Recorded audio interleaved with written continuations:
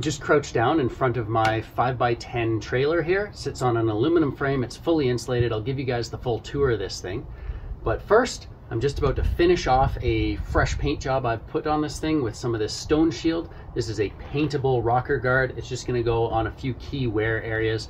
Paintable is key because you want to be able to go over this again in the future if you do get any big dings or something like that. I'm going to give you a real quick tour of this trailer. I'm upgrading the battery bank that sits inside it today. But before we get into that, let's go back in time to 2019, and just through a slideshow format, I'm going to show you guys the building of the frame, the building of the trailer, and sort of how this thing was all put together.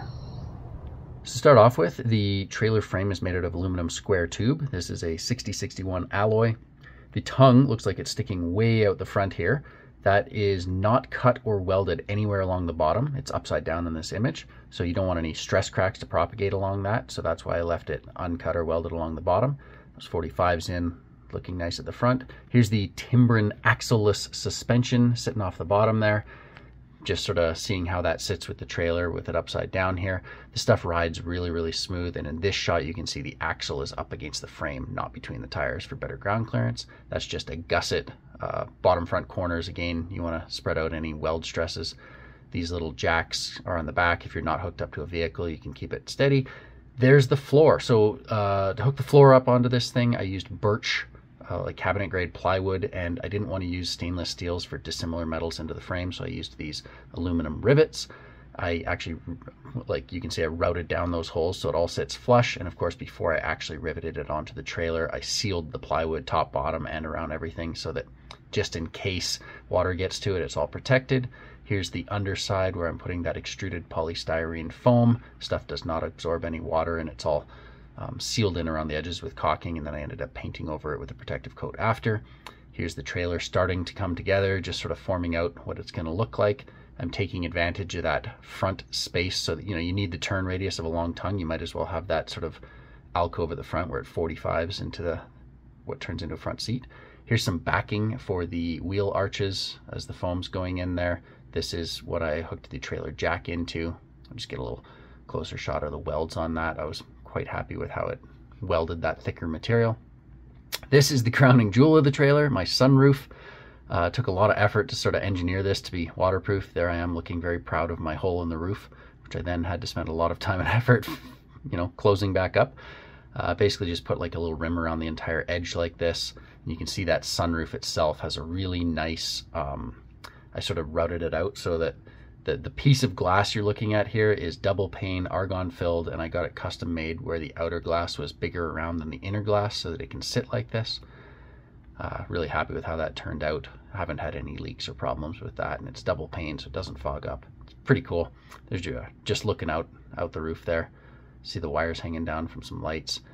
Just a bit of the detail here of the hinges. I routed those in so they're totally flush on the side of the trailer. I think that looks really nice. It was hard getting the doors to fit just perfectly, but they turned out really well.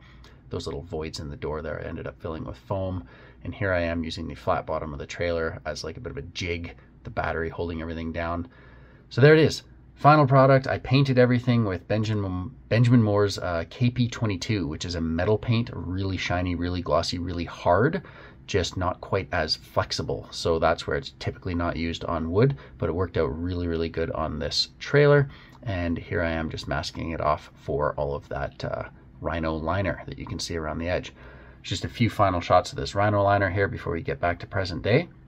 I ended up just painting over everything. It is paintable. I just gave it a little prep sand and paint, and I'm just about to use a rubberized rocker guard right in the high wear surfaces to protect the new paint. So that brings us back to today, where we're gonna finish off this paint job real quick before we hop inside.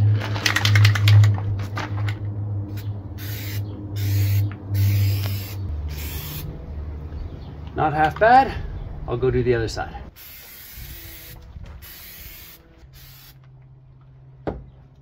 All right, here she comes apart.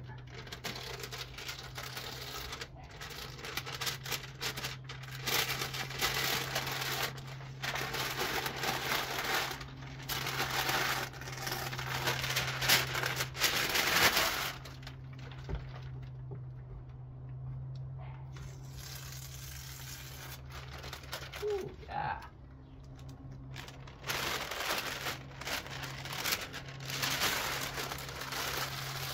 We've got that Axel-Less suspension, so you can see basically the swing arm right there. There's no axle going across. The axle's actually up higher, so you get a fair bit of ground clearance there, which is quite nice.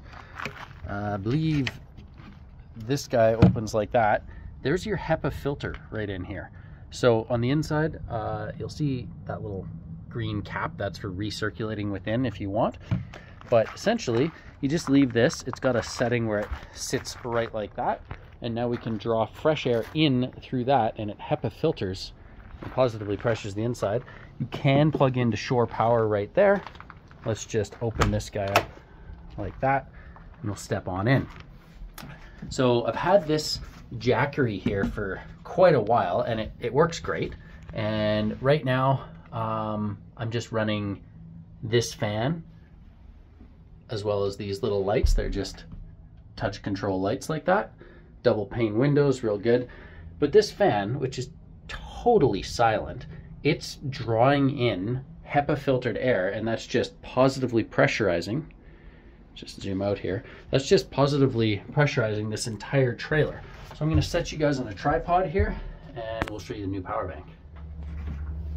All right. So I'm sitting on the front seat here.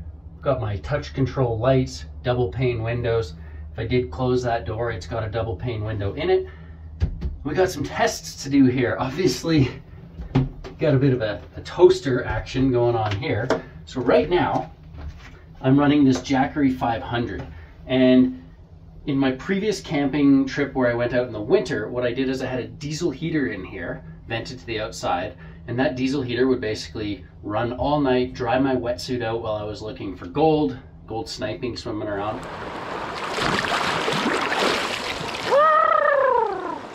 Oh yeah. So it was really nice to have this insulated, warm place inside. But I noticed the capacity was a little bit slim for those, 4 or 5 day trips of trying to run everything in here. And being that the solar panel in that area, it was just totally clouded over. I really had no solar input throughout the day. So having the extra capacity of this guy would be a pretty sweet thing in that case. The other thing is, if I just plug this guy into the wall, I can charge it at about, I don't know, roughly 85 watts. Again, this is a 3 or 4 year old unit. This one will charge at 200 watts. So if I just needed to do a quick pit stop into town, charge up for a few hours, come back out, this lets me do that a lot quicker. So right now I'm charging off the sun. I'm at 77% on this thing. Oh, I'm not charging off the sun. All right, let's see. Pulling off of this 100 watt solar panel with whatever shade and indirect sun, I'm pulling in 59 watts on the Jackery. So let's swap these things out. Got a little dial under there. Just open that up. Now we have easy access to pull out the Jackery, and with this beautiful handle, we just set in the new unit.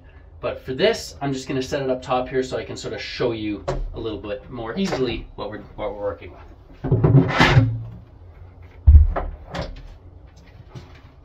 Little cabinet guy there.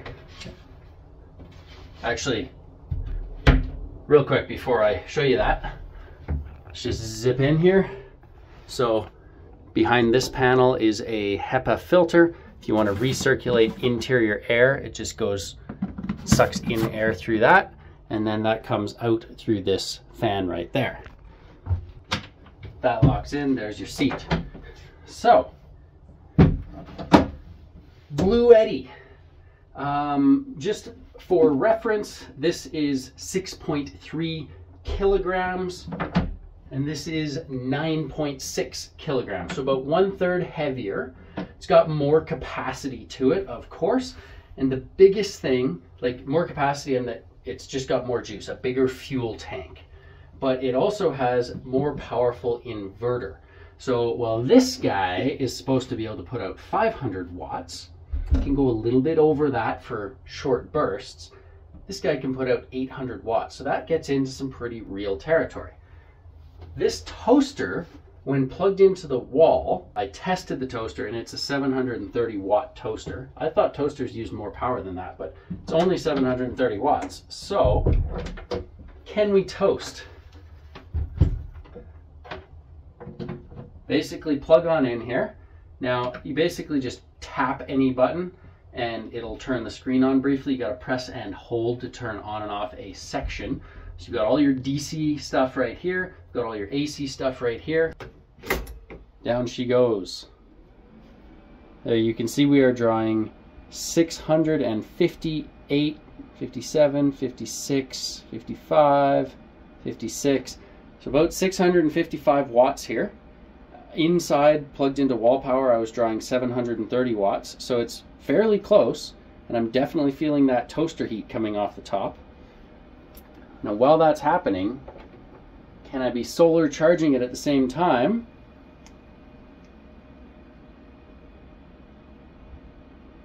Yes, I can.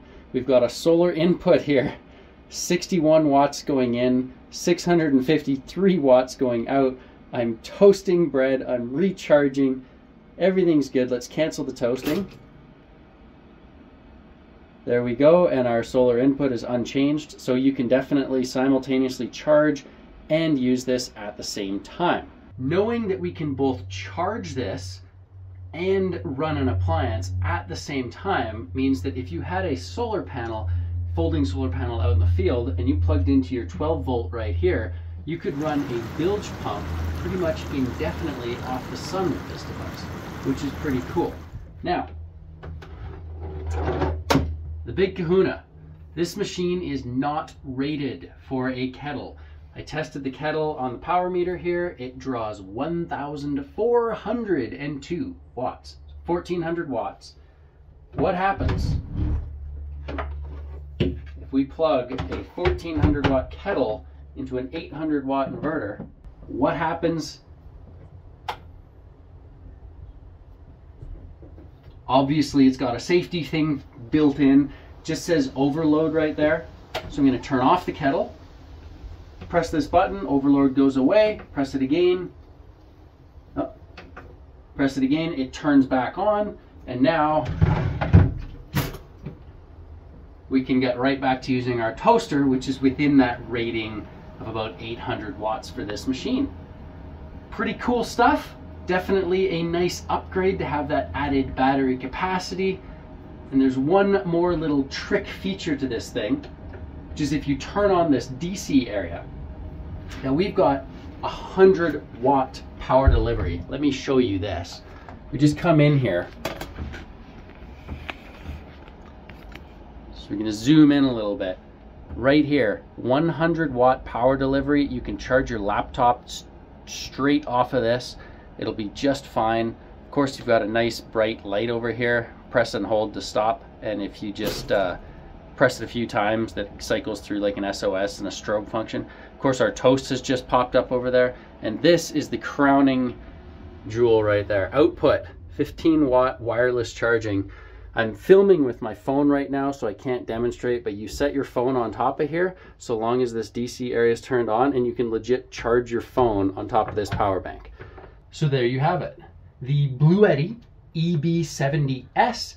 This is a 716 watt hour battery.